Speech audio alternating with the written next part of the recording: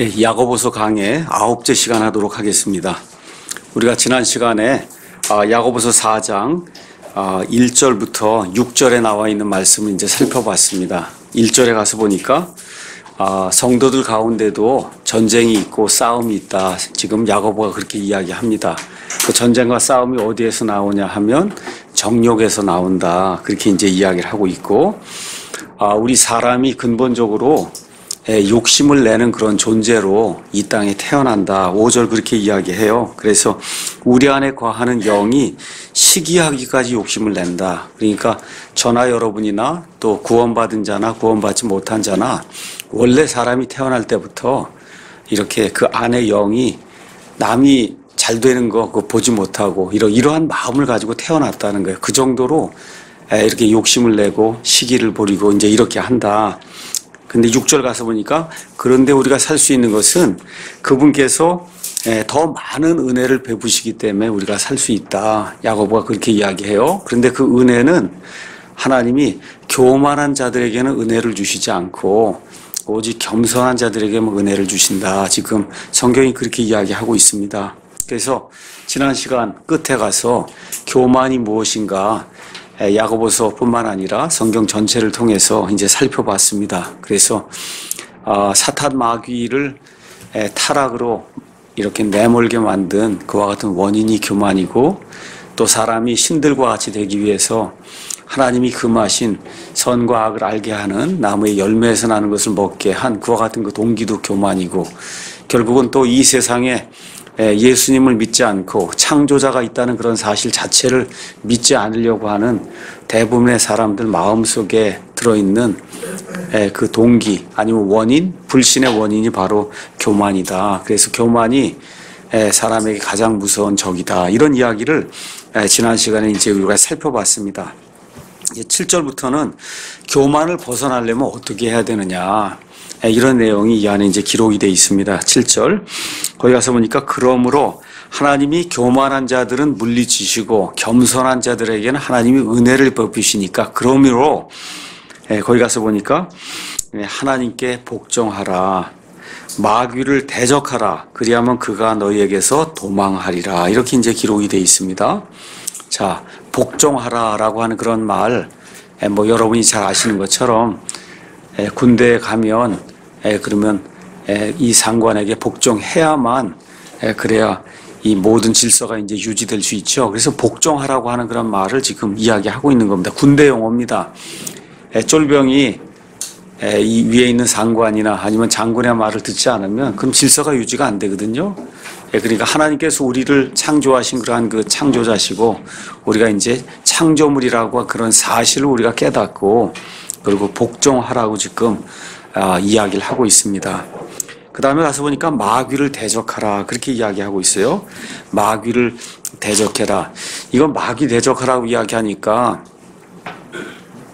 한국에 특히 샤머니즘에 이렇게 뭐라 그럴까 몰두하는 그런 많은 교회에서는 마귀를 이렇게 내쫓는 연습을 해요. 마귀를 대적하라 그러니까 그게 마귀가 보면 얼마나 우습겠어요. 여러분 한번 생각을 해보세요. 마귀를 자기가 내쫓는다고 연습을 하고 있으니 이게 당사자인 마귀가 볼 땐 그게 얼마나 우습겠어요. 그렇잖아요. 그러고서는 귀신을 내쫓는다 그러고 이렇게 하면서 할아버지 귀신 무슨 귀신 이거 다 뭐야, 다 속이는 거예요. 속이는 거. 마귀가 속이는데도 불구하고 할아버지 소리를 낸다니까 할아버지가 왔다 그러고 이렇게 착각을 하도록 그렇게 마귀가 요술을 부리는데, 이런 방식으로 마귀를 대적하라 그런 뜻이 아닙니다.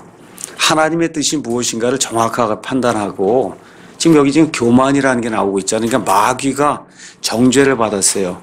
받은 이유가 뭐예요? 교만이잖아요. 그렇잖아요. 그러니까 하나님의 이 경계 안에서 우리가 놀아야 된다고 하는 이 사실을 기억을 하고 이걸 벗어나는 거, 이런 것들 우리에게 가져다 주는 게 마귀거든요. 그러니까 그런 생각이라든지 하고자 하는 욕망이라든지 이런 것들을 하나님의 이 말씀에 근거해서 우리가 이게 물리치는 그와 같은 일들을 해야 되는데 자꾸 그걸 연습하고 이렇게 이런 거 아니다 이렇게 이제 생각을 하시면 좋습니다. 그래서 에베소 4장 27절 가서 보면 마귀에게 틈을 주지 말라 그랬어요. 그러니까 다른 말로 말씀을 드리면 대적하라고 하는 그런 이야기가 마귀에게 틈을 주지 말라는 거예요. 아시겠죠? 빗자루나 뭐 이런 걸로 해서 쫓아내는 것이 아니고 틈을 주지 말라는 겁니다. 그렇게 이해를 하시면 좋을 것 같아요. 저와 여러분이 구약 성경을 이제 읽습니다. 그 안에 보면 여러 사람의 그 인생이 그려져 있어요. 그 인생 가운데 우리가 특별히 이제 유의해서 보아야 될 한 인생이 있다고 하면 이제 다윗의 어떤 그 인생이라고 이제 볼 수가 있습니다. 다윗이 하나님께서 내 마음에 합한 자다 그렇게 이야기한 유일한 사람이에요. 그래서 다윗이 많은 고난을 겪고 그리고 유다와 그 다음에 이스라엘 이걸 전체를 다스리는 12지파를 다스리는 그런 왕이 됐습니다. 자, 이런 가운데 영토가 불어나고 그 다음에 많은 신하들이 생기고 말 그대로 하나님께 인정을 받고 사람들에게 존경을 받는 그런 왕이 되었을 때 바로 그때 교만이 찾아왔다는 거예요. 교만이. 그래서 여러분 가서 보시면 이제 암몬을 정복하러 이제 누구만 보냈냐? 이제는 왕이 직접 가지 않아도 되고 해서 옛날엔 다 왕이 직접 되었단 말이에요. 근데 이제는 요압이라고 하는 장군을 보내고 장군들이 다 그렇게 얘기했겠죠. 이제 왕은 좀 쉬어도 되지 않겠습니까? 그렇죠? 그래서 왕궁에서 편안하게 쉬는 가운데 벌거벗은 여인을 보고 그러고서는 죄를 짓는 그와 같은 내용이 성경에 기록되어 있거든요. 그러니까 무언가 성취했다고 하고 우리 교회 같으면 교회가 뭔가 되는 것 같다고 하고 우리 마찬가지예요. 믿음 생활에서도 내가 뭔가 좀 되는 것 같아 생각이 되고 이럴 때 조심해야 돼요. 마귀에게 틈을 보이면 마귀가 잽싸게 저와 여러분을 공격해서 곤경에 넣을 수 있다고 지금 성경이 이야기해주고 있습니다. 그래서 집에 가셔서 시간이 되시거든 사무엘기하 11장을 한번 가서 보시면 그러면 이 다윗이 어떠한 상태에서 이와 같이 간음을 하게 되고 심지어 살인을 하게 되고 이런 어려움에 빠지게 됐는가 교만하게 됐는가 하는 그런 내용을 저와 여러분이 알 수가 있습니다. 그래서 다윗과 같이 하나님의 마음에 합했다라고 하는 그런 호칭을 받은 사람도 마귀에게 틈을 줄 때 마귀가 뭐 여지가 없어요. 그냥 순식간에 공격을 하게 될 때 음욕이 생기고 결국은 그 모든 것을 막기 위해서 살인까지 할 수밖에 없는 그런 악한 일이 그의 삶에 생겼다는 거. 그 이후에 이제 나단 대언자가 와서 그를 책망하는 가운데 다윗이 하나님 앞에 모든 것을 내어놓고 회개하고 애통하는 그러한 기도에 시편을 2개를 지었습니다. 하나가 시편 32편, 하나가 시편 51편이에요. 그래서 혹시 저와 여러분이 마귀에게 틈을 주었다가 마귀에게 공격을 당해서 말 그대로 뼛속까지 이 아픔이 들어와서 먹지도 못하고 쇠하는 그런 정도까지 우리가 하나님 보시기에 낮추어졌을 때 시편 32편 또 51편 이와 같은 그 말씀을 읽으시고 그리고 다시 회복하셔야 돼요. 다윗의 위대한 점은 회복이 됐다는 거예요. 그러니까 저와 여러분도 죄를 지을 수 있어요. 마귀에게 틈을 이렇게 내줬다가 마귀의 공격을 받고 그리고 마귀의 밥이 될 수도 있습니다. 그런데 하나님이 다시 은혜를 베풀어 주시면 다시 회복이 될 수 있다는 거예요. 그렇죠? 여기까지 올라가야 그래야 하나님이 기뻐하신 그런 성도가 된다. 다윗이 그 뒤에도 또 실수를 했죠. 지난 시간에도 이야기했듯이 모든 게 다 자기 손에 들어오고 왕국이 자기 손 안에서 굳건히 세워지니까 어떻게 해요? 병사들의 수를 셌단 말이에요. 그런 마음이 딱 들 때 여기 역대기상 21장 또 역대기상하고 그 다음에 사무엘기상하고 이렇게 매칭이 돼요. 거기 가서 보면 그러면 마귀가 그와 같은 마음을 다윗에게 줬다고 이야기를 해요. 그러니까 일이 잘 될 때 특히 가정에서든 아니면 개인의 그런 삶에서든 아니면 우리 교회든 일이 잘 될 때 마귀에게 틈을 주지 않도록 저와 여러분이 노력을 해야 됩니다. 이런 일이 마귀를 대적하는 거다. 마귀를 그렇게 이제 이해하면 좋겠습니다. 자, 그래서 이렇게 대적하고 8절에는 그러니까 이렇게 하나님 있으면 하나님 쪽으로는 가까이 가고 마귀는 물리치고 이런 방향으로 두 방향으로 적극적으로 일을 해야 그래야 하나님의 은혜를 받을 수 있다. 지금 성경이 그렇게 이야기하는 겁니다. 8절 하나님께 가까이 나아가라. 그리하면 그분께서 너희에게 가까이 오시리라. 너희 죄인들아 너희 손을 정결하게 하라. 두 마음을 품은 자들아 너희 마음을 순결하게 하라. 이렇게 이제 이야기하면서 적극적으로 하나님 쪽으로 가까이 가야 함을 지금 야고보가 우리에게 일러주고 있어요. 저희가 사람이기 때문에 아무리 구원받았어도 혼자 고립된 상태로 또 이렇게 정욕에 이런 것들에 노출이 된 그런 상태로 오래 삶을 살다 보면 그 앞에 마귀의 이와 같은 그 틈이 이렇게 벌어지게 될 때 마귀를 당할 그와 같은 사람이 없습니다. 적극적으로 하나님께 가까이 나아가야 된다. 여기 가서 보니까 너희 죄인들아 너희 손을 정결하게 하라. 그 다음에 또 가서 보니까 너희 두 마음을 품은 자라 너희 마음을 순결하게 하라. 그러니까 손 잡고 씻으라는 얘기 아닙니다. 여러분 가서 손 잡고 씻으라는 얘기 아니에요. 그러니까 이런 것들 이렇게 보시면서 내 자신을 좀 이렇게 제가 이렇게 있잖아요. 그러면 이쯤에서 나를 한번 이렇게 들여다보시라고. 아시겠죠? 한 1m쯤 뛰어서 나는 어떤 사람인가. 무슨 일을 진행하실 때마다 자기를 좀 성찰하고 또 손을 깨끗하게 하라고 하는 이야기는 죄들을 고백하고 하나님 앞에 또 말씀을 묵상을 하고 특히 저와 여러분이 성장하고 또 마귀에게 틈을 주지 않기 위해서는 성도들과 교제를 잘 나누셔야 돼요. 그러니까 문제가 대부분 어디서 생기냐? 혼자 고립된 것과 같은 성도에게 문제가 생깁니다. 주일에 우리가 지금 멀리 있기 때문에 거의 대부분 주일뿐이 못 모여요. 주일날 하루만큼이라도 아침부터 저녁까지 말씀도 듣고 교제도 나누고 자기 할 이야기도 하고 상담도 하고 그렇잖아요. 이런 모든 걸 통해서 충분히 충전을 하고 그러고 나가야 그래야 마귀에게 틈을 주지 않게 됩니다. 자, 가까이 가면 비슷해진다고 하는 그런 속담이 있어요. 우리 여기 홍영재님하고 우리 이청원 자매님 보세요. 얼마나 비슷한가. 날이 갈수록. 저도 마찬가지요. 제 아내하고 저도 비슷해요. 제 아내가 워낙 뭐라 그럴까 이렇게 착하다 그럴까 이렇게 했는데 저를 만나고 난 이후에 부부 싸움을 하거나 이럴 때는 아주 그냥 강해졌어요. 저랑 비슷하게 그렇게 되더라고요. 그래서 이게 가까이 가면 비슷해진다. 그러니까 하나님께 가까이 이렇게 가면 하나님과 비슷해지는 거예요. 그렇잖아요. 지금 그 얘기를 하는 겁니다. 하나님과 가까이 그쪽으로 가면 하나님하고 비슷해진다. 여러분이 창세기 13장 7절에서 13절 나중에 한번 가서 보세요. 자, 아브라함과 롯이 가나안 땅에 들어왔습니다. 하나님이 이 둘에게 복을 줬어요. 너무나 많은 양들이 생기고 하니까 이 초장을 놓고 두 사람의 목자들이 다툼을 하게 되잖아요. 그렇죠? 이렇게 될 때 아브라함이 롯에게 제안을 하죠. 우리가 여기 초장이고 여기서는 우리 둘이 다 살 수가 없으니 내가 원하는 대로 택해서 나가라. 그럼 나 그 반대 방향으로 가겠다. 그랬잖아요. 거기 가서 보니까 롯이 어디를 택했다 그래요? 소돔과 고모라를 택했다 그랬잖아요. 그쪽으로 가니까 결국 그의 삶이 소돔과 고모라가 패망한 것처럼 그의 삶이 패망의 길로 갈 수밖에 없음을 성경이 우리에게 이야기해 주는 거예요. 소돔과 고모라를 택했을 때 아브라함은 그 반대를 택했단 말이에요.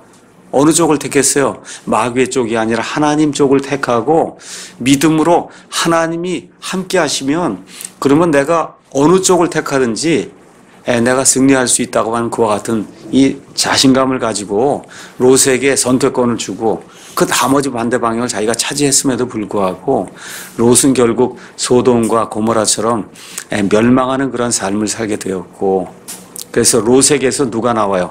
암몬과 모압이 나오잖아요. 그 두 딸에게서. 그 암몬과 모압이 이스라엘 옆에 붙어서 지금도 마찬가지예요. 요르단 해갖고 다 지금 계속해서 이스라엘을 지금 몇 년 동안, 지금 한 4,000년 동안 괴롭히는 거예요. 4,000년 동안 그 옆에 붙어가고 계속 괴롭히는 거예요. 그게. 그러니까 이게 우리가 좀 잘 생각을 해야 돼요. 그러니까 하나님께로 가까이 나가면 하나님 비슷하게 되고 마귀에게로 가까이 나가면 그럼 마귀와 비슷하게 된다.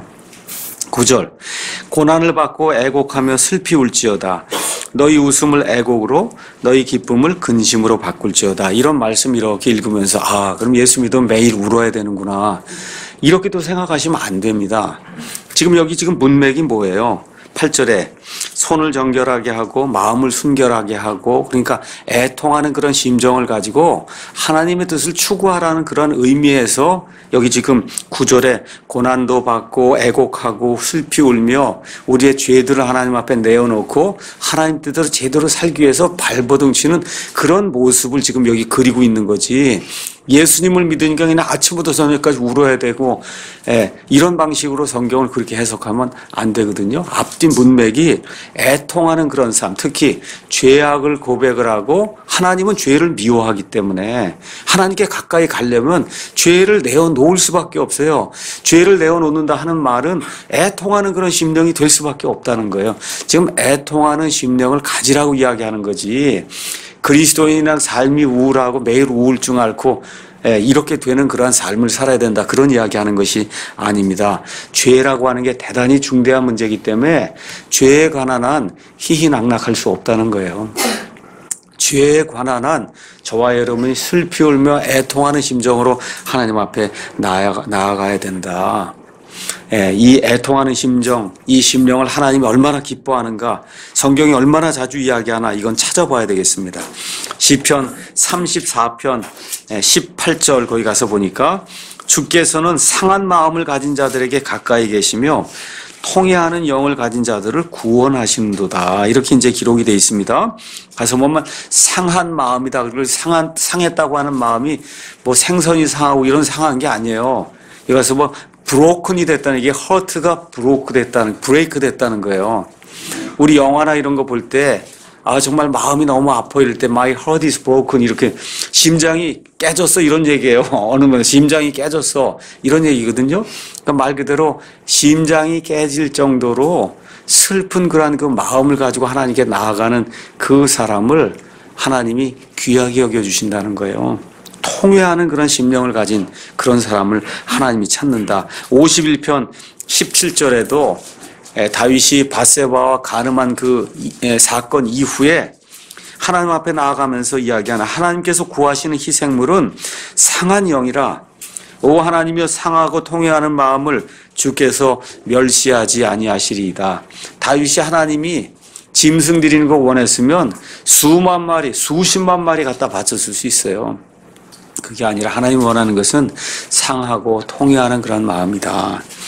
이사야서 66장 2절에도 거기 가서 보니까 하나님의 마음이 그 안에 이제 표현이 되어 있습니다. 이사야서 66장 2절 거기 뭐라고 기록이 되어 있냐 하면, 오직 나는 이런 사람 곧 가난하고 통회하는 영을 가진 자, 내 말에 떠는 자를 보살피리라, 이렇게 기록이 되어 있습니다. 하나님의 말씀에 떨며 애통하고 회개하는 그런 그 마음을 가지고 하나님을 추구하는 그런 사람, 그런 사람에게 하나님이 은혜를 베풀어 주시고, 그런 사람이 마귀에게 틈을 보이지 않고 하나님께 신실한 그런 성도가 될 수 있다. 지금 성경이 우리에게 그렇게 이야기하고 있습니다. 10절 그래서 주의 눈앞에서 스스로 겸손하라, 그리하면 그분께서 너희를 높이시리라. 우리 교회도 그렇고 또 세상 살아가는 데도 그렇고, 이 높인다고 하는 말은 승진한다는 거예요. 영어로 프로모션 이렇게 기록이 돼 있어요. 우리 프로모션 했다 그래요. 나 승진했어. 이게 프로모션이에요. 이런 프로모션은 하나님에게서 나와요.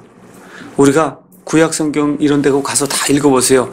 요셉이 승진했어요. 하나님에게서 나오는 거예요. 다윗이 승진했어요. 하나님에게서 나오는 거예요. 모세가 승진했어요. 하나님에게서 나오는 거예요. 엘리야가 하나님이 들어 쓰셔서, 구약성경은 모세와 엘리야, 다시 말해 율법과 대언자라고 구약성경이 기록될 정도로 엘리야가 하나님이 쓰시는 그런 사람이 됐어요. 하나님이 하시는 거예요. 하나님이. 그래서 어떤 사람을 쓰시냐? 겸손한 사람을 쓰신다. 겸손한 사람을 쓰신다. 그래서 이 구약성경을 특히 저와 여러분이 읽으시면서 인생에서 이런 것들을 좀 잘 살펴야 됩니다. 그래서 시편 75편에 가서 보니까 이렇게 이제 기록이 되어 있습니다. 시편 75편 아주 재미있는 말씀이 그 안에 기록이 되어 있어요. 75편 5절 너희 뿔을 높이 들지 말며 뻣뻣한 목으로 말하지 말라. 높이는 일은 영어로 가서 보면 프로모션 돼 있어요. 높이는 면 승진하는 거. 승진은 세상에서 승진하든 교회에서 어떤 직무를 맡는 일에서 승진하든 높이는 일은 동쪽에서나 서쪽에서나 남쪽에서 나오지 않아요. 그럼 어디서 나와야 되겠어요? 북쪽에서 나와야 되잖아요. 그렇죠? 근데 성경은 하나님이 북쪽에 계시기 때문에 오직 하나님께서 재판장이 되신다. 하나님이 재판장이 되신다. 그렇게 이야기하는 거예요. 그분께서 한 사람을 낮추시고 다른 사람을 높이시느니라. 특히 이 말씀을 듣는 그러한 인터넷으로 듣는 그런 분들 가운데 목회자가 좀 돼야 되겠다 하시는 그런 분들이 있으면 이런 말씀을 잘 유의를 하셔야 돼요. 유의해서 내가 목사가 되든지 뭐가 되든지 뭐 하는 그런 모든 것이 내 계획대로 되지 않는다. 하나님이 높이셔야 그래야 사람이 높임을 받을 수 있다. 이런 걸 저와 여러분이 기억하시면 좋습니다. 교회 안에도 이렇게 높아지려고 하는 그런 일이 자연스레 사람이기 때문에 자꾸 생깁니다. 특히 젊은 사람들 가운데 이렇게 노인들을 무시하고 또 이렇게 인생에 연륜이 있는 것 같은 사람들을 무시하고 하는 그런 경향이 많거든요. 베드로전서 가서 보니까 베드로전서 5장 5절에서 9절에도 베드로가 이와 같은 이 경고의 말씀을 우리에게 줍니다. 젊은 사람들에게 이야기하는 겁니다. 젊은 사람이라고 보셔도 되고 믿음의 초보자라고 보셔도 돼요. 아직 믿음에 성숙하지 못한 이와 같은 사람들에게 지금 주는 말씀이에요. 너희 젊은 사람들아 이와 같이 장로에게 복종하고, 여기 나와 있는 장로는 목사를 이야기해요.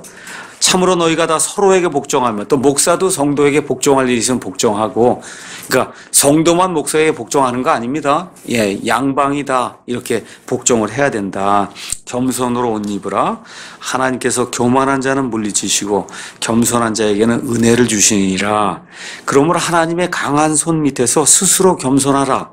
그래야만 정하신 때 그분께서 너희를 높이시리라. 이렇게 기록이 되어 있어요. 정하신 때에 하나님이 높여주시는 그런 영광을 저와 여러분이 차지해야 사람에게도 무리를 주지 않고 하나님께서 보시기에도 아름다운 일이에요. 바로 그 다음에 마귀 얘기가 또 나오는 거예요. 한번 가서 봐요. 그렇죠? 그러므로 모든 염려를 그분께 맡기라. 그분께서 너희를 돌보시느니라. 여기 사실 젊은 사람들아 이야기가 나왔으니까 앞에부터 쭉 연결되는 거예요.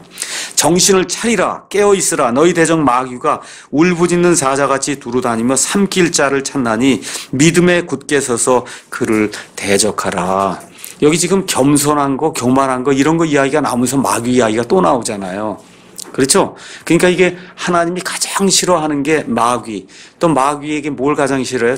교만한 걸 하나님이 미워하신다. 그래서 우리 교회 안에서 교회가 인정하는 일꾼이 되고, 또 앞으로 우리 한국 교회뿐만 아니라 이 한국 사람들이 이끌고 나가는 그런 지도자가 되고 하는 그런 일들이 우리 성도들 가운데, 또 킹제임스 성경을 사용하는 이런 성도들 가운데 그런 일이 많이 생기기를 제가 간절히 원합니다. 근데 항상 어떻게 해요? 정하신 때 하나님이 들어주셔야 그래야 내가 사람을 기쁘게 하고 하나님을 기쁘게 할 수 있는 그런 리더가 될 수 있다. 이런 생각을 가지고 자기 자신을 자꾸 낮추고 남을 섬기고 이렇게 될 때 일이 하나님이 원하시는 그런 방향으로 진행이 된다. 이렇게 확신하셔도 됩니다. 이건 제 말이 아니라 아주 100% 확신하셔도 돼요. 확신하세요. 열심히 좋은 마음을 가지고 성도들 섬기고 옆에 있는 국민들을 섬기고 이렇게 하면 그 하나님이 높여주세요. 높여주십니다. 그게 하나님의 법칙이다. 아주 확고하게 하나님이 정해놓으신 하나님의 법칙이다. 이렇게 아주 제가 단언할 수 있어요. 그게 성경 이야기이기 때문에. 자, 12절에서 이제 13절에는 성도들 안에 생기는 비방의 문제, 비방 문제가 이제 이 안에 나오고 있습니다. 제가 읽어보겠습니다. 형제들아 서로 비방하지 말라. 왜 이 말을 썼을까요? 야고보가 지금 이 야고보서를 쓴 수신자가 있는데 그 수신자들의 그 교회가 비방하는 일이 워낙 많으니까 형제들아 제발 비방 좀 하지 마라. 지금 그렇게 얘기하는 거예요. 비방. 자기 형제를 비방하는 자나 자기 형제를 판단하는 자는 율법을 비방하며 율법을 판단하는 자니라. 여기 나와 있는 율법이라고 되어 있는데 사실은 그냥 하나님의 법이라고 생각하시면 돼요. 법. 하나님의 법을 비방하고 하나님의 법을 판단하는 자다. 그러나 만일 내가 율법을 판단하면 율법을 행하는 자가 아니요 판단하는 자로다. 율법은 주시는 이가 한 분 계시는데 그분께서 능히 구원하기도 하시며 멸하기도 하시느니라. 남을 판단하는 너는 누구냐, 이렇게 이제 기록이 되어 있습니다. 자, 첫째, 성도들 가운데도 비방이 있다. 이거 엄연한 사실 아니에요. 그렇죠? 비방이. 우리 교회 안에도 있고 교회마다 다 있어요. 없을 수 없는 일에 사람이 사는 그러한 그 모임에는 반드시 비방이 있다. 비방은 뭐냐, 한마디로 이렇게 정의를 이렇게 내렸어요. 경쟁심과 시기심 등 때문에 악하고 험한 말을 하는 게 그게 비방이에요. 영어로 가서 보면, 영어에 거기 가서 보면 speak evil 한다 그랬어요. evil, 어떤 사람에 대해서 나쁘게 얘기하는 게 비방이에요. 사실이 아닌데도 그 사람을 나쁘게 얘기하면 그게 비방이다. 그렇게 이제 이야기하고 있어요. 많은 경우 비방하기 위해서 거짓말까지도 동원하는 그런 사례가 생긴다. 그래서 제가 쭉 이런 것들 찾아보고 하는 가운데 또 정의를 조금 더 구체적으로 내려보니까 상대방 가슴에 못을 박는 것. 거기 가서 보니까 거짓 고소. 교회 안에서 거짓으로 막 고소하고, 그 다음에 어떤 사람이 허물이 요만큼 있는데 허물이 이만큼 있다고 허물을 과장하고, 그 다음에 어떤 사람이 죄를 졌어요. 다 교회가 용서도 하고 다 했는데도 자꾸 그 얘기를 계속하는 거예요. 그 사람만 만나면, 아니면 그 사람 없는데 다른 사람들에게 저 사람 이렇다 그러고 자꾸 똑같은 죄를 반복해서 자꾸 이야기하는, 그게 비방이다. 비방. 그래서 또 뭐라 그래요? 그 사람에게 얘기하지 말라고 그러고, 그래서 똑같은 얘기를, 특히 우리 자매님들 가운데 비방이 많이, 우리 자매님들은 특히 말을 많이 하기 때문에 퍼센티지로 봤을 때 조금 더 자매님들이 많을 그런 가능성이 있어요. 자, 그래서 그럼 비방하는 이유가 뭐냐?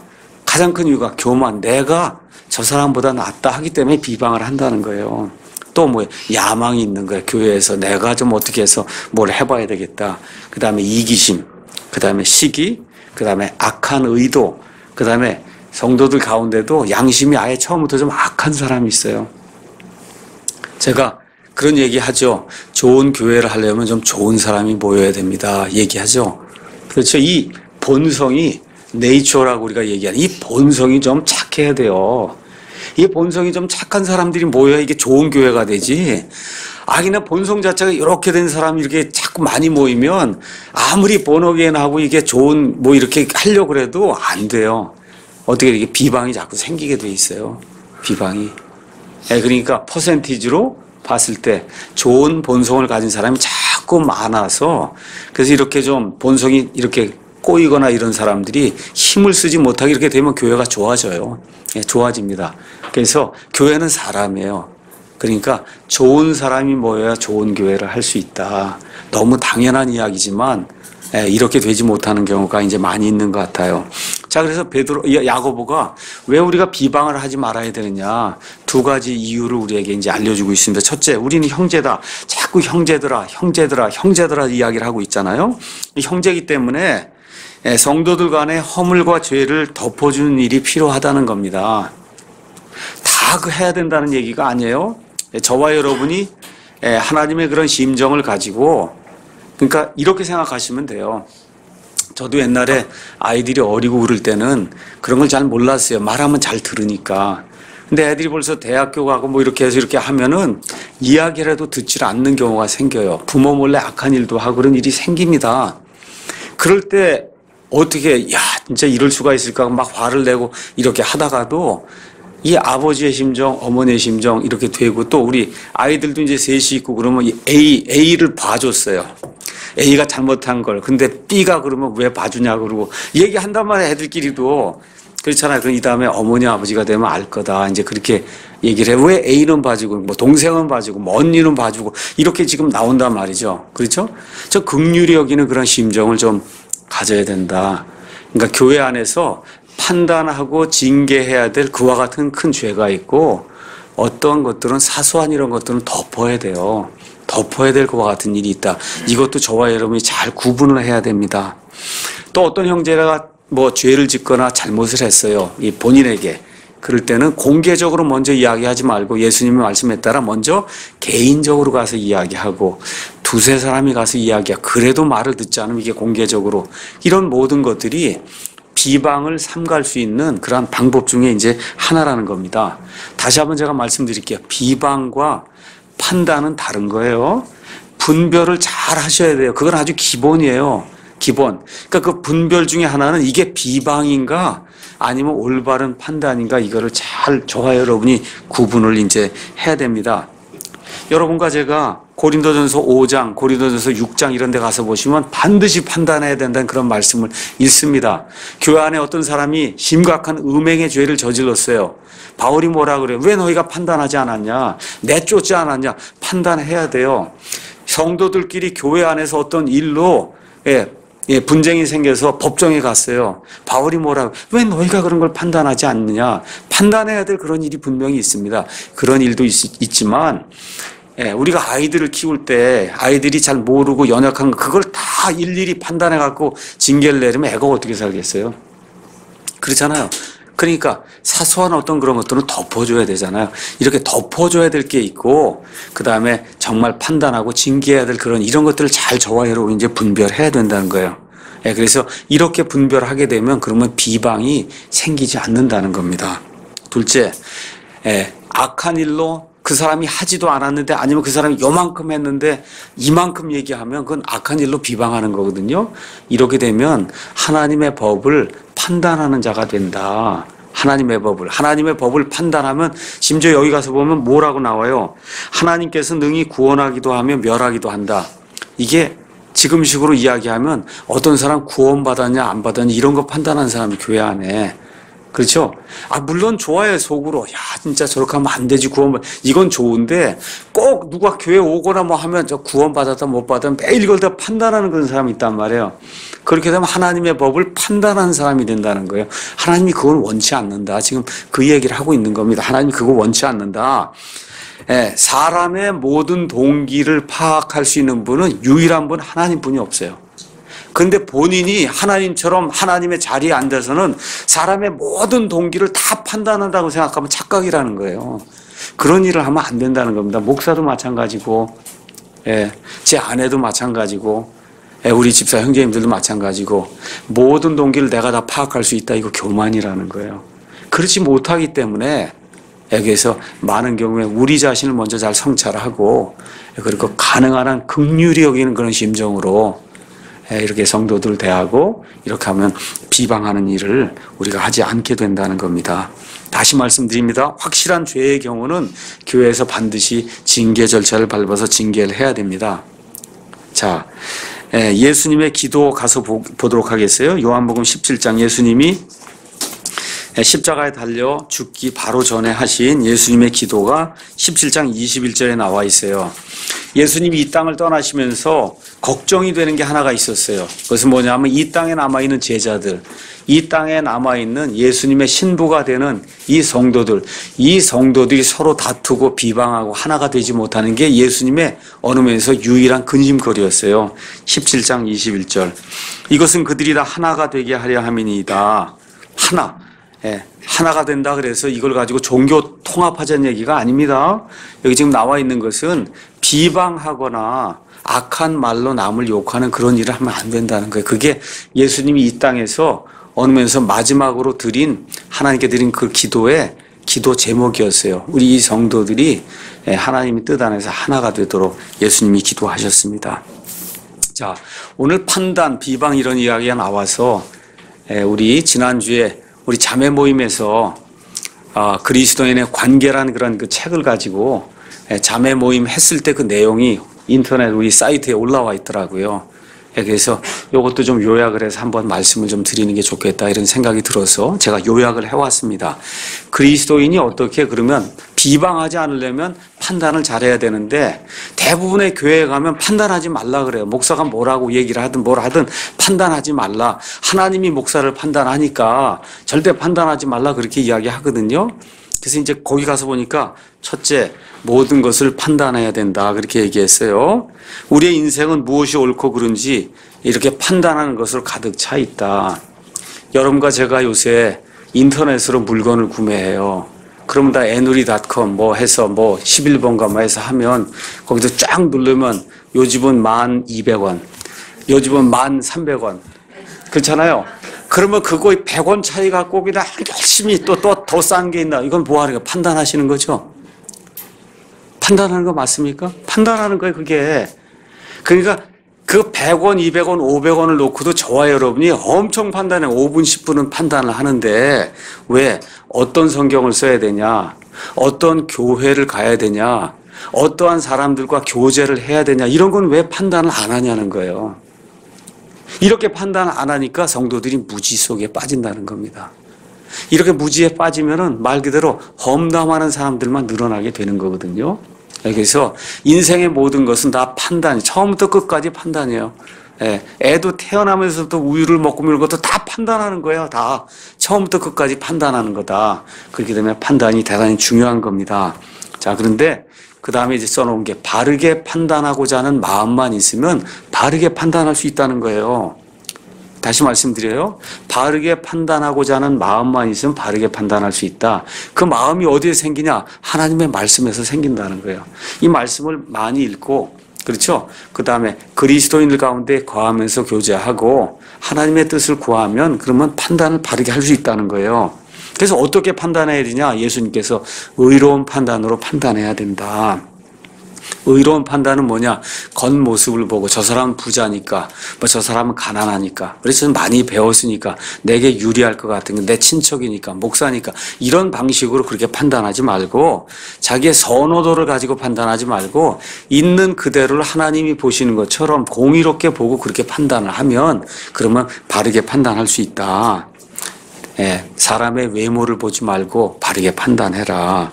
그 다음에 또 어떤 걸 판단해야 되냐? 혹시 다른 형제의 길에 걸림돌을 두지 않았는지 판단해야 된다. 이게 험담을 막을 수 있는 가장 좋은 방법이거든요. 그 다음에 먼저 내 자신을 판단한다. 내 자신을 판단한다. 뭘 판단해야 돼요? 내 안에 위선과 가식이 없는지. 이렇게 제가 이렇게 서 있잖아요. 이 앞에 가면을 이렇게 딱 썼는지 안 썼는지를 자꾸 자기 자신이 이렇게 좀 해야 되니까 말을 이렇게 이야기를 하면 어떤 분들하고 이렇게 얘기를 하면 말이 튀어나와요. 왜 그러니까 앞에 가면이 몇 개가 있기 때문에 이렇게 있어요. 이게 보여요. 가면 이렇게 쓴 게. 그 얼굴은 그분 얼굴이 보이는데 말이 탁 튀어나와요. 왜 그러냐? 말을 하는데 그분은 진짜 자기 얘기를 하는 게 아니에요. 자기 얘기를 안 해.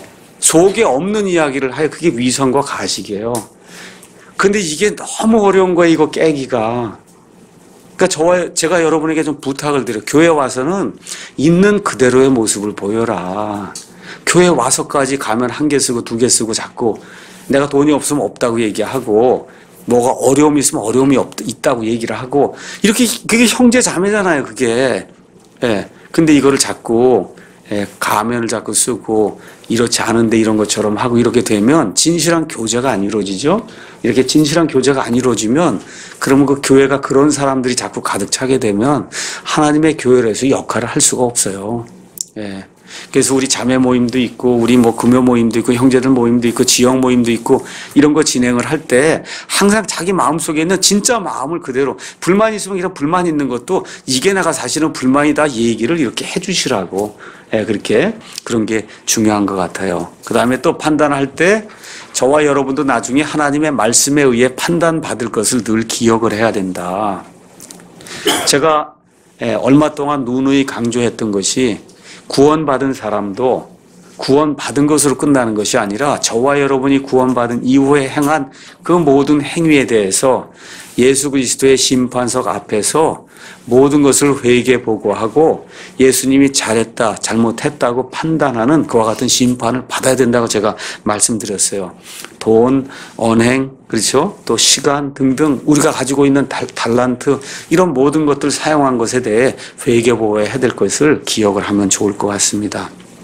마지막으로는 험담을 하지 않으려면 동일한 판단 기준으로 나를 한번 판단해 보면 그러면 험담에 빠질 것과 같은 위험성을 줄일 수 있다. 이렇게 이제 말씀드릴 수 있습니다. 자, 13에서 이제 17절의 말씀은 내일 일을 자랑하는 그런 사람들 그렇게 하지 말라고 야고보가 우리에게 경고를 주는 겁니다. 이 교회 안에도 보고 저도 이제 뭐 신학원도 하고 뭐 이렇게 여러 사람들 이렇게 대하고 그러면 말 그대로 뻥이 심한 사람이 많아요. 허풍이 심한 사람이 내가 뭘 좀 해보겠다 그러고 그런 사람이 상당히 많아요. 근데 인생을 조금 이렇게 살다 보면 벌써 50, 60만 이렇게 돼 보면 알거든요. 아, 저건 허풍이다, 아니다를 알 수가 있어요. 지금 그 얘기하는 거예요. 성도가 그렇게 하면 안 된다는 거예요. 지금 여기 가서 보니까 자, 이제 너희가 말하기를 너희가 누굽니까? 저 구원받은 성도잖아요. 그렇잖아요. 믿지 않는 사람이 아니에요. 구원받은 성도가 말하기를 오늘이나 내일 우리가 어떤 도시에 가서 한 해 동안 거기 머물며 사고팔고의 이득을 얻으리라 하거니와. 그러니까 여기 야고보 이 편지를 받는 그 수신자들 가운데는 성공한 상인들이 있었어요. 그러니까 1차적으로는 성공한 그 상인들에게 얘기하는 거예요. 너희 가운데 돈을 많이 벌었다는 그런 사람들이 있어. 그래갖고 뭘 계획을 짜고 뭘 해서 로마 제국에서 우리가 이렇게 해서 한몫을 잡고 뭐 이런 거 얘기를 한다고 하는데 조심해라. 그렇게 얘기하는 거예요. 근데 그거를 상인들에게만 적용하지 말자 그 얘기입니다. 목회자가 되려고 하는 사람도 있고 교회에서 무언가 좀 해보려고 하는 사람도 있고 그렇잖아요. 뭐 여러 가지가 있을 거 아니에요. 이거를 자기 상상 속에 이렇게 해갖고 이렇게 하면 뭐가 될 걸로 그렇게 생각하지 말라는 거예요. 그렇게 생각하지 마라. 내일 있으리를 너희가 알지 못하는도다. 너희 생명이 무엇이냐. 그것은 곧 잠시 나타났다가 그 뒤에 사라져버리는 수증기니라. 그런 까닭에 너희가 마땅히 말하기를 주께서 원하시면 우리가 살며 이것이나 저것을 하리라 해야 하나 이제 너희가 스스로 자랑하는 것을 기뻐하나니 그러한 기쁨은 다 악한 것이니라. 그러므로 선을 행할 줄 알고도 행하지 아니하는 자에게는 곧 그에게는 그것이 죄가 되느니라. 자, 먼저 13절 가서 보니까 오늘이나 내일 우리가 어떤 도시에 가서 한 해 동안 거기 머물며 사고팔고의 이득을 얻는다. 이 13절은 인생이 그렇게 단순한 게 아니라는 거예요. 굉장히 복잡하다고 이야기하는 거예요. 저와 여러분 지금까지 살면서 얼마나 많은 사람 만났어요. 얼마나 많은 장소 오고 갔어요. 얼마나 많은 교육 이런 거 다 받았어요. 인생이 그렇게 단순하지 않다는 겁니다. 굉장히 복잡하다는 거예요. 많은 것들이 인생 안에 포함이 되어 있어요. 여기 가서 보니까 사고 파는 일도 있고 이득을 남기는 그런 일도 있고 그죠? 손해를 보는 일도 있고 여기도 가고 저기도 가고 이사도 가고 학교도 여기다 뭐 여러 가지 일이 많아요. 그런데 뭐라 그럴까 확실치 않은 일이 너무 많은 그런 세상에 살면서 특히 또 예수님을 믿는다고 해서 하나님이 내 뒤에 백이니까 뭐든지 그냥 하면 뭐가 내가 성공하겠다 이러고 호언장담하는 일 하지 말라는 겁니다. 하지 마라.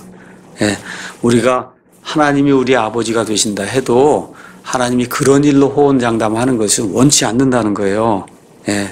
우리는 어떤가 이런 모습을 한번 보셔야 돼요. 특히 목회를 하겠다고 하는 A와 같은 그런 분들 잘 이런 것들을 생각하면서 하나님이 어떤 것을 원하시는가. 많은 경우 무슨 계획을 이야기하고 이렇게 다 뭐 이렇게 이야기하는데 그게 안 되면은 그 이야기한 것 자체가 또 허풍이 되잖아요. 그렇죠? 그렇기 때문에 이런 모든 것들은 그냥 하나님과 나와의 관계로 생각하고 하나님이 함께 하시면 내가 할 수 있다. 이런 마음으로 열심히 섬기고 하면 하나님께서 길을 열어주실 겁니다. 14절 내일 있을 일을 너희가 알지 못하는데 너희 생명이 무엇이냐. 그것은 곧 잠시 났다가 그 뒤에 사라져버린 수증기다. 여러분 라면 끓이기 위해서 냄비에다 물 올려놓고 끓이면 수증기가 막 나오는데 나오자마자 없어지죠. 그렇잖아요. 우리 인생이 70, 80 어떤 경우 보면 많이 긴 것 같은데 사실 또 어떻게 보면 금방 지나가는 수증기와 같다. 지금 그렇게 이야기하거든요. 인생은 확실하지 않다는 겁니다. 여기 나와 있는 말씀은 잠언 27장 1절에 나와 있는 말씀을 이제 인용을 한 거예요. 이렇게 인생이 짧게 끝나고 앞을 알지 못하는데 예수님께서 누가복음 12장 16에서 21절 가서 보면 어떤 어리석은 부자가 나오는데 그 어리석은 부자에 대해서 예수님이 하시는 말씀을 한번 잠깐 살펴보겠습니다. 이런 사람이 되면 곤란하다는 거예요.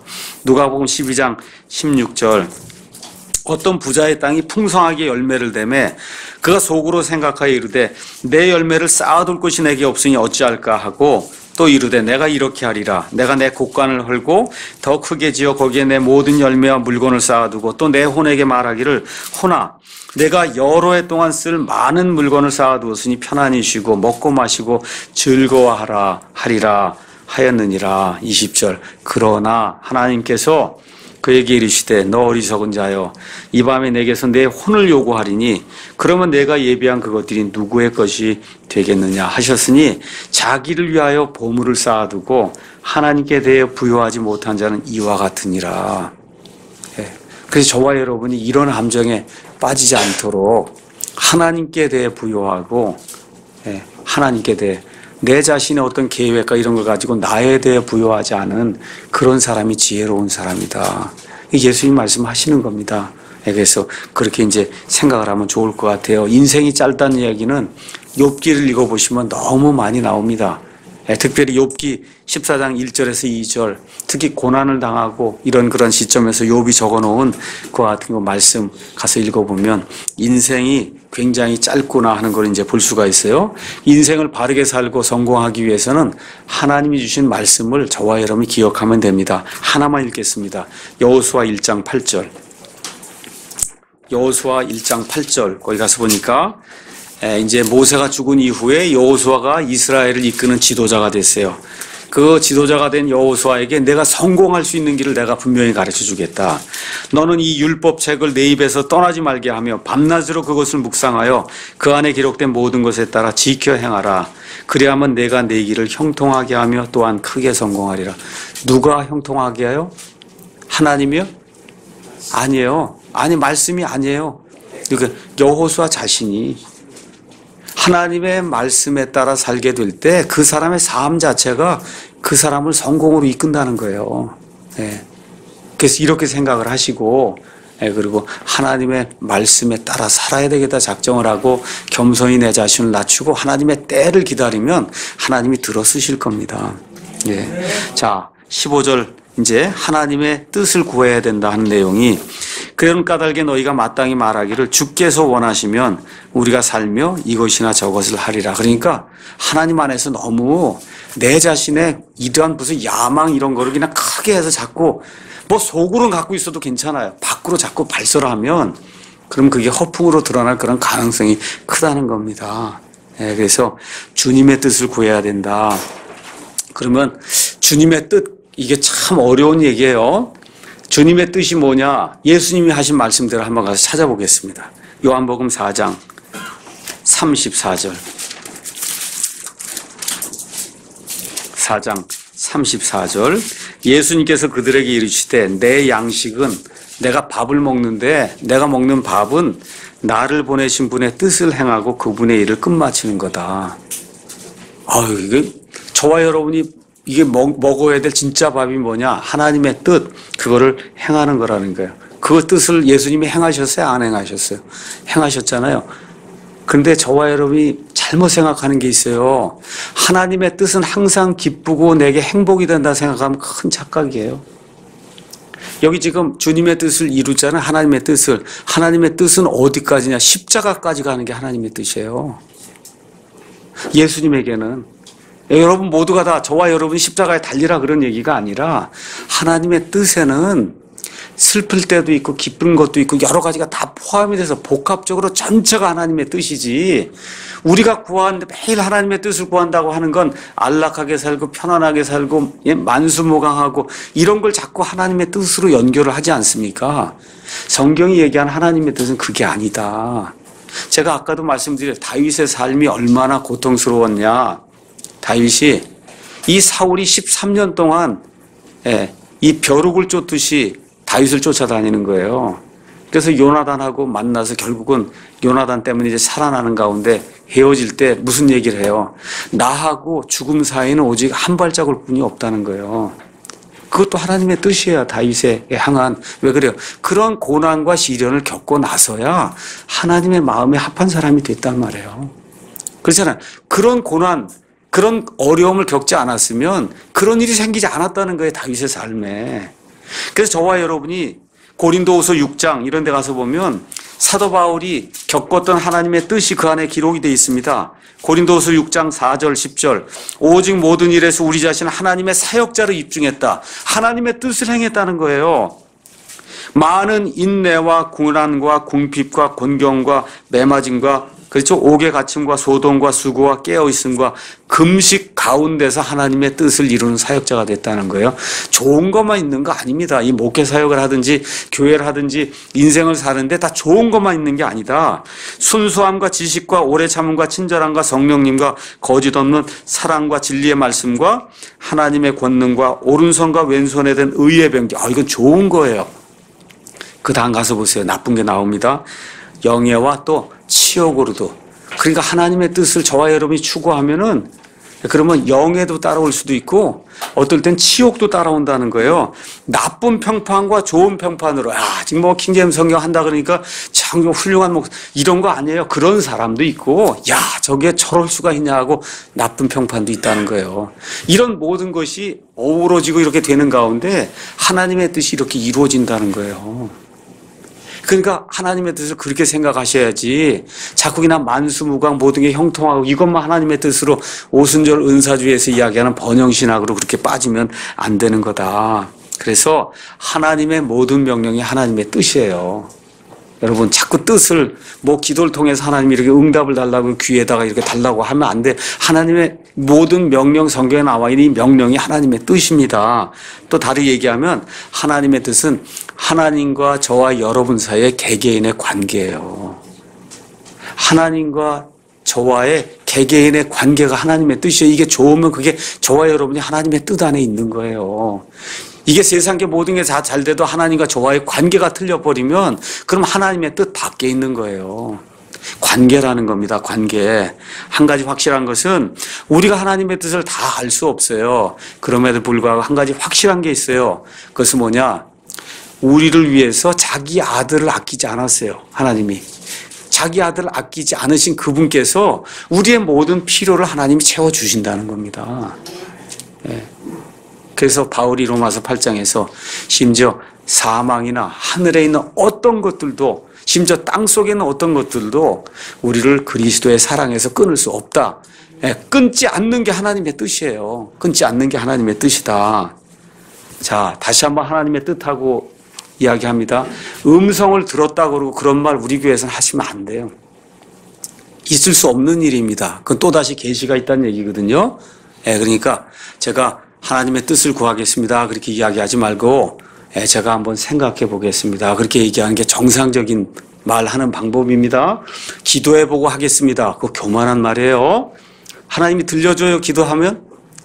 여러분 안 들려줘요. 그러고 나서 이렇게 A라고 대답하고 자기 뜻이거든요. 그거를 하나님의 뜻으로 포장을 하는 거예요. 그런 일을 하지 마라. 아시겠죠? 어떻게 하시겠습니까? 제가 생각해보고 하겠습니다 하고 기도도 하시고 성경도 읽으시고 모든 거 다 하세요. 끝나고 나간 다음에 저는 이렇게 하겠습니다. 이렇게 얘기를 하셔야지 하나님의 인도와 하나님의 뜻으로 제가 이렇게 합니다 하면 엄청 큰 교만이다. 아시겠죠? 그게 안 되면 하나님의 뜻이 하루 있다 바뀌면 하나님이 왔다 갔다 하시잖아요. 그런 하나님 아니시거든요. 그러니까 저와 여러분이 다른 사람들에게 실족거리를 주지 않기 위해서는 말도 조심해야 된다. 말도 인도를 구해보겠다, 뜻을 구한다, 기도해보겠다 이런 게 아니라 제가 잘 판단하고 그리고 결정을 내리겠습니다. 이렇게 얘기하는 게 그게 좋은 그리스도인입니다. 그 다음에 또 하나 이왕 뜻이 나왔기 때문에 하나님의 뜻은 넓은 데 있어요. 넓은 데. 우리 하나님의 인도 거기 가서 책 보니까 2부가 아담과 이야기하는 내용 나오죠. 오늘 저녁은 뭐를 먹을까요? 사과예요? 오렌지예요? 뭐예요? 다 묻잖아요. 이렇게 나오면 어려워진다는 거예요. 선악과를 제한 나머지는 다 먹는 게 하나님의 뜻입니다. 맞습니까? 그럼 사과를 취했어요. 사과를 갈아 먹든 구워 먹든 뭘 하든 다 하는 게 하나님의 뜻이에요. 그걸 너무 어렵게 생각하지 마라. 그러니까 자꾸 무언가를 확실히 알면 내가 이렇게 할 수 있다는 건 믿음이 아닌 거예요. 믿음이 아니에요. 그래서 우리는 믿음으로 걷고 보는 것으로 걷지 않는다. 믿음으로 걷고 보는 것으로 걷지 않아요. 로마서 14장에 나와 있는 말씀 하나 읽어보겠습니다. 로마서 14장 23절. 거기 가서 보니까 뭐라 기록이 되어 있냐. 무엇이든지 믿음에서 나지 아니하는 것은 죄니라 이렇게 기록이 되어 있어요. 뭘 자꾸 음성을 들으려고 하고 그러는 건 그건 뭐예요? 이게 죄란 말이에요. 죄. 이런 뭘 들었다 하고 이렇게 하면 그건 뭐예요? 믿음이 아니잖아요. 그렇죠? 그렇게 하는 건 죄라는 거예요, 성경이. 그러니까 어떻게 해요? 하나님의 뜻이 넓어요. 그 안에서 아브라함이 갈 바를 알지 못하고 발을 옮겨서 갔잖아요. 이게 믿음이다. 이렇게 생각하시고 하나님의 뜻은 하나님의 성경 말씀 안에 그냥 충분히 들어있으니까 이 말씀을 보시고 우리의 이성을 가지고 판단해서 행하면 그것이 하나님의 뜻이다. 16절 읽겠습니다. 이제 너희가 스스로 자랑하는 것을 기뻐하나니 그러한 기쁨은 다 악한 것이다. 사람은 미래를 컨트롤할 수 없다는 겁니다. 그렇기 때문에 헛되이 스스로 뭐 해보겠다고 자랑하면 그건 악한 일이라고 성경이 이야기해 줍니다. 그러므로 선을 행할 줄 알고도 행하지 아니하는 자에게는 곧 그에게는 그것이 죄가 되느니라. 여기도 17절만 딱 떼내면 안 돼요. 그러므로가 나오잖아요. 그러니까 앞, 뒤가 연결이 되어 있는 거예요. 그 뜻이 뭐야? 하나님의 뜻을 알고도 하지 않으면 죄가 된다는 뜻이에요. 하나님의 뜻을 이 성경 말씀을 통해서 명백히 기록이 된 이런 걸 통해서 알고도 하지 않으면 죄가 된다. 그럼 왜 안 하느냐? 교만하기 때문에 안 한다는 거예요. 하나님보다 내가 낫다고 생각하기 때문에 안 한다는 겁니다. 그래서 많은 경우에 저와 여러분이 구원받아서 하나님이 우리에게 이렇게 하기를 원하는데 그 일을 한 번 안 하고 두 번 안 하고 해서 하나님이 참지 못할 정도로 안 하면 그럼 하나님의 심한 징계가 온다고 분명히 이야기합니다. 그래서 히브리서 12장 5절에서 11절 가서 보면 자녀인데 하나님의 뜻대로 계속해서 살지 않으면 하나님의 무서운 징계가 올 수 있다. 심지어 하나님이 그 사람을 죽일 수도 있다. 성경이 그렇게 이야기하고 있습니다. 자, 또한 하나님의 뜻을 알고도 제대로 하지 않으면 우리가 보상을 잃는다고 또 성경이 우리에게 이야기합니다. 그래서 이런 모든 것들 기억을 하면서 우리가 이 세상을 사는 동안에 교만하지 않고 마귀에게 틈을 주지 않고 또 성도들 비방하지 않고 바르게 판단하며 또 장래 일을 가지고 너무 이렇게 자기가 뭐 혼자 다 할 수 있을 것처럼 이렇게 허풍치고 이런 일들을 하면 안 된다. 성경이 이제 그렇게 이야기하고 있어요. 예수님의 심판석을 늘 기억하면서 야고보가 주신 이런 잠언의 말씀을 우리 마음속에 늘 집어넣고 살면 하나님이 우리에게 이 땅에서 넉넉히 이길 수 있는 이와 같은 승리를 주시리라 믿습니다. 네.